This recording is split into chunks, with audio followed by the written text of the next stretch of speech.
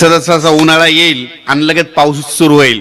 मग पावसाळा सुरू होत असताना नेमका पुढच्या वर्षी पाऊस कधी पडणार आहे यापुढे तुम्हाला एक सांगतो की कोणालाच विचारत जाऊ नका. एक सोपं गणित सांगतो. उन्हाळ्यामध्ये जितका अवकाळी पाऊस पडला की समजायचं पावसाळ्यात पाऊस कमी पडतो, हे वयमध्ये लिहून ठेवायचं. तुम्ही बघा यावर्षी उन्हाळ्यात जास्त अवकाळी पडणार नाही, तर गेल्या वर्षी म्हणजे इतका पाऊस पडत होता उन्हाळ्यात की जसं पावसाळ्यात पाऊस पडायला तसं पडत होता. म्हणून काय झालं, पावसाळ्यात पाऊस कमी पडला. पुढच्या वर्षी पाऊस कधी पडणार आहे, पेरणी कधी होणार आहे, कोणालाच विचारू नका. तुम्ही घरी कॅलेंडर आणला असेल ना, आता घरी वहीमध्ये लिहून ठेवा आणि यापुढं कधीच कोणाला विचारत जाऊ नका. काय झालं, पाऊस 4 महिने, थंडी 4 महिने, उन्हाळा 4 महिने, हे झाले 3 ऋतू.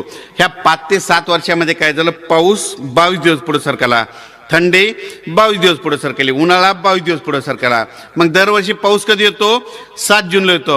आणि 7 जूनला पाऊस आला की मग निसर्ग 22 दिवस पुढे सरकला ना, मग 7 मध्ये 22 मिसळमध्ये पुढच्या वर्षी पेरणी कधी होणार आहे कोणाला विचारू नका. आता घरी गेल्यावर कॅलेंडरमध्ये काय करा, 27-28 जूनला असं गोल करून ठेवा. दरवर्षी तुमची पेरणी कधी होणार, 27-28 जूनला होणार, हे कायमचं लक्षात घ्या. त्याच्यानंतर तुम्हाला एक सांगतो, ज्या वर्षी 7 जूनला मिरग निघतो ना, त्या वर्षी पाऊस कमी पडतो ना. 7 जूनला निघाल्यावर जास्त पडतो आणि 8 जूनला निघाल्यावर कमी पडतो. यावर्षी 7 जूनला मिरग आहे, म्हणजे पुढच्या वर्षी पाऊस चांगला आहे.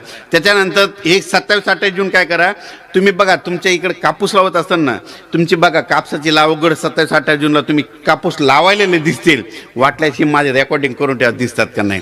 त्याच्यानंतर 27-28 जूनला पाऊस पडला आणि तुम्हाला बैल नाही भेटले, ट्रॅक्टर नाही भेटलं आणि लगेच मग पाऊस कधी येईल, परत नाराज होऊ नका. पाऊस येण्याची आणखीन तारखा सांगतो तुम्हाला. 10 जुलै ते 15 जुलै, 10, 11, 12, 13, 14, 15 हे 5 दिवस लक्षात घ्या.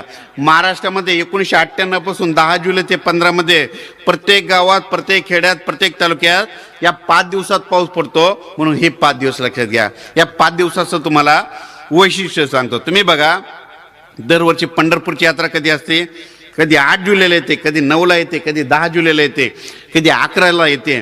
मग आपले महाराज काय म्हणतात, आपली पंढरपूरची यात्रा परतली की पाऊस येतो. मग ती तारीख कोणती, 10 जुलै ते 15 जुलै अशी तारीख आहे. जून महिन्यात जर तुमची पेरणी नाही झाली, डायरेक्ट आपण म्हणायचं आपली पेरणी होणार आहे 10 ते 15 तारखेमध्ये. आणि यावर्षी तुमची कधी झाली, 10 ते 15 मध्ये झाली ना, हे एक लक्षात घ्या. परत आणखीन पाऊस येण्याच्या 2 तारखा सांगतो तुम्हाला.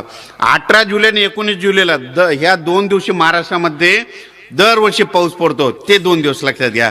पुन्हा सप्टेंबरमध्ये आणखीन पाऊस येण्याच्या तारखा काय करा, कॅलेंडरमध्ये गोल करून ठेवा.